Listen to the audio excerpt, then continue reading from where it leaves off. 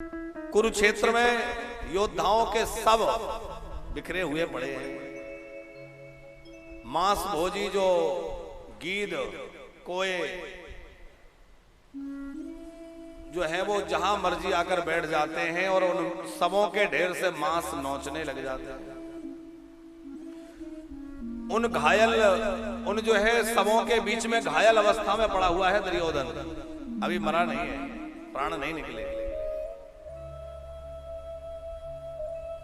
भीमसेन की विशाल गदा ने जिसके उरुदंड खंडित कर दिए हैं, जंघाएं टूट चुकी हैं, दुख से करा रहा है।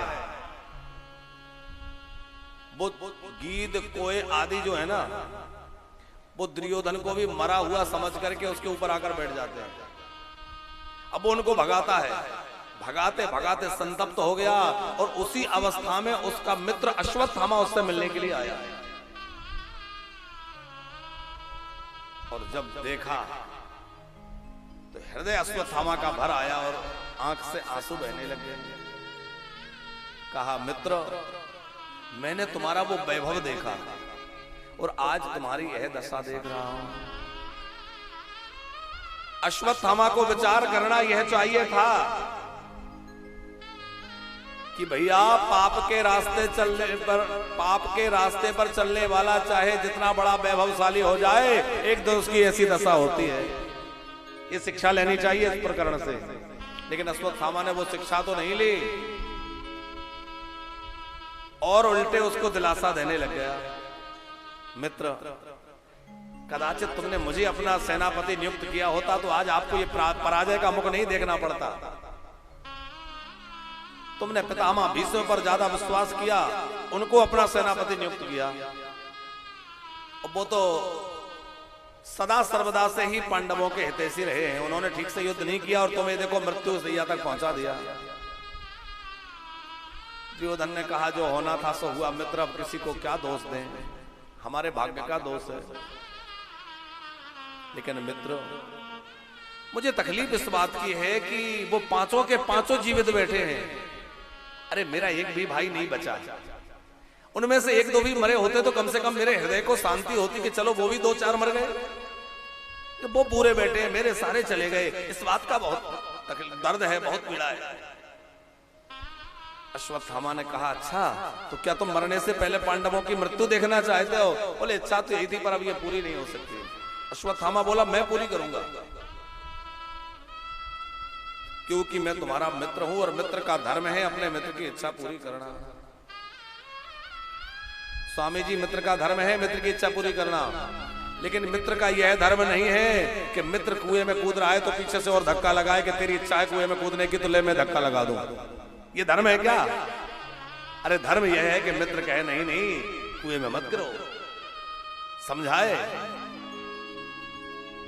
अरे दुर्योधन अधर्म के रास्ते पर चल रहा था तो अश्वत्थामा का धर्म था कि उनको समझाते, मित्र ये ठीक नहीं है, अनीति छोड़ दो, अधर्म छोड़ दो, अन्याय छोड़ दो।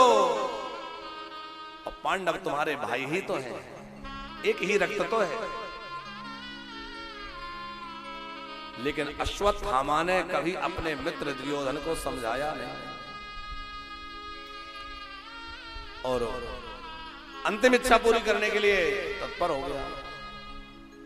तो अंतिम इच्छा पूरी करने के लिए क्या किया?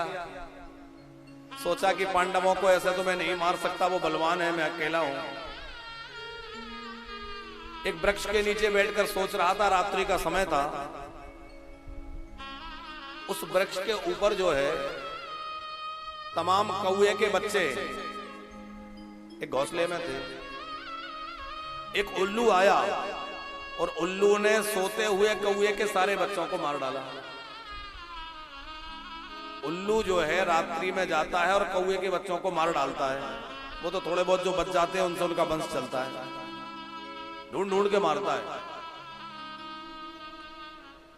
अश्वत्थामा ने वो दृश्य देखा तो उसके समझ में एक बात आ गई कि जैसे सोते हुए इतने सारे कौओं को एक उल्लू ने समाप्त कर दिया, ऐसे सोते हुए पांडवों को मैं भी समाप्त कर सकता हूं।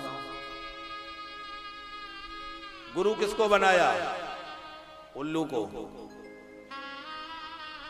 अरे भैया, जीवन में किसी हंस को गुरु बनाया होता तो विवेक का पाठ सीखा होता, और उल्लू को गुरु बनाया तो पाप करना सीख गया।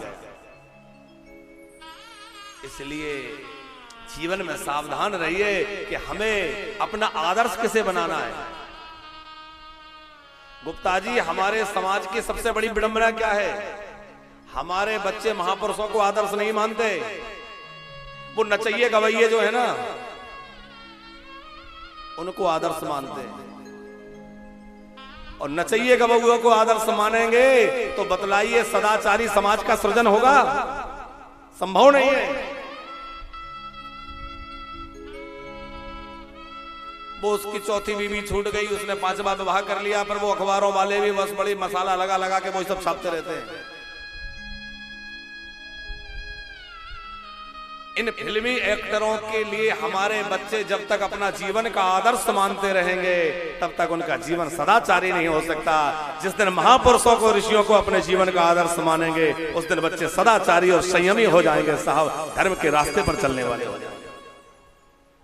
हमें चाहिए कि बच्चों को जो है सिखाएं कि तुम्हारा आदर्श ये नहीं है, तुम्हारे आदर्श महापुरुष है।